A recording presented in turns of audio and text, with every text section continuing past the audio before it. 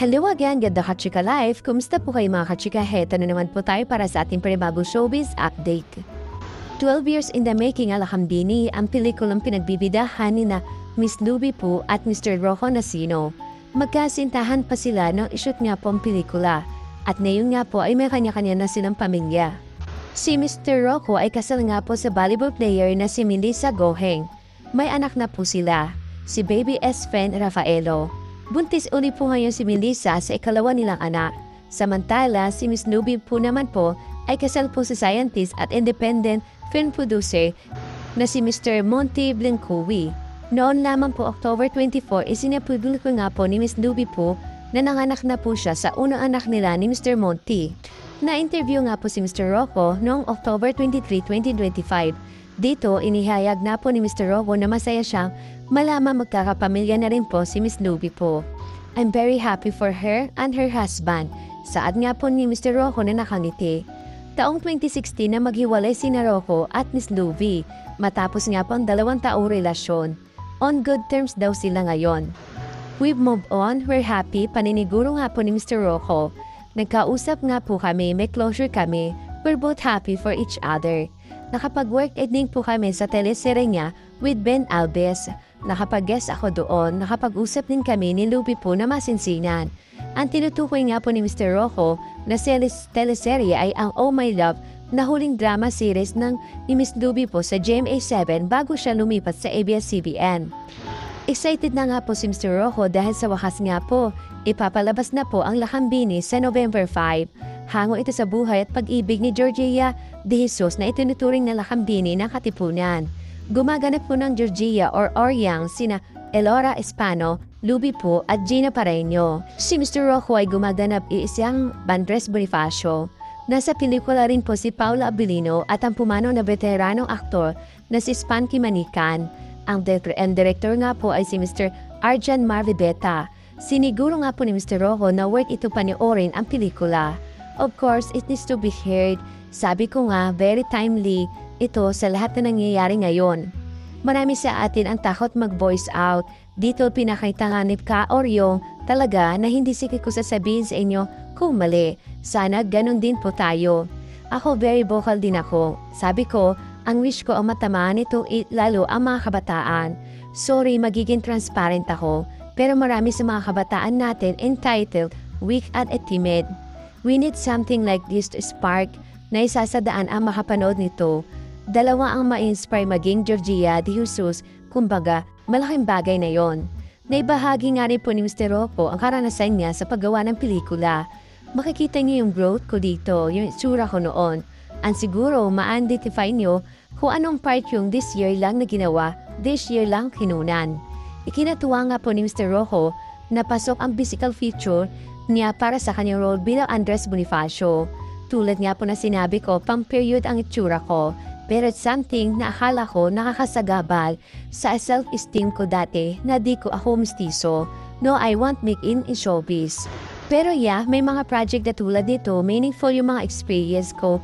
And of course, very important din yung project. So very thankful ako ngayon sa features ko. Ano nga ba natutunan niya sa karakter niya bilang Andres Bonifacio? Tanong nga po sa kanya. Tinanong niya ni Direk kanina. Ang pagkakakilala natin kay Mr. Andres Bonifacio ay yung mayabang, matapobre, kumbaga maingay, malakas. But here, you will see a different side of him. Mas makikilala natin siya bilang partner nga ni Georgia. Mas maintindihan natin ang pagiging bayani niya in a different way. The softer side of Andres Bonifacio. Ayon niya po kay Mr. Rocco, marami siyang natutunan sa Lakambini kung paano mas pahalagaan ang kababaihan. Dapat naman talaga, nasabi ko kanina, yun nagbago ang tingin ko sa mga babae. Lalo na nga po sa asawa ko, lalo na yung nanganak po siya. Yung respeto na meron ako ngayon para sa mga kababaihan, really show na di lang naman talaga lalaki ang dapat na kumilos, even noon pa. This film will show that women are indeed empowered, also they can lead ways. Saad nga po ni Mr. Rocco na nakangiti. Samantala, dumako naman po tayo sa Banati Showbiz Update. Natatawa na lang po si Miss Kim Chiu sa tuwing sinusukat nga po ni Miss Sharon Cuneta ang katawan nito. Napataan po kasi si Miss Sharon sa It's Showtime at mag-high lang daw sana siya sa mga host. Pero bigla nga daw po siyang tinawag ni Miss Vice Ganda at yun nga, bigla itong pumunta na naman sa likod ni Miss Kim Soo habang tawa ng tawa ang huli. Si Miss Vice nga nagsabi ng dahilan kung bakit ito ginawa ni Miss Mega. Kasi nga raw po yun daw talaga ang goal ni Miss Sharon ang makapagtago siya sa likod ni Miss Kim Soo. Well, all know naman na ang laki na nga ng pinayat ni Miss Sharon Cuneta. Pero dahil sa kapayatan o kaseksihan ni Miss Kim Soo, dahas ang sinabi ni Miss Sharon na ang ibig sabihin lang nito, ang taba-taba ko pa. Hindi lang ito ngayon ginawa ni Miss Sharon.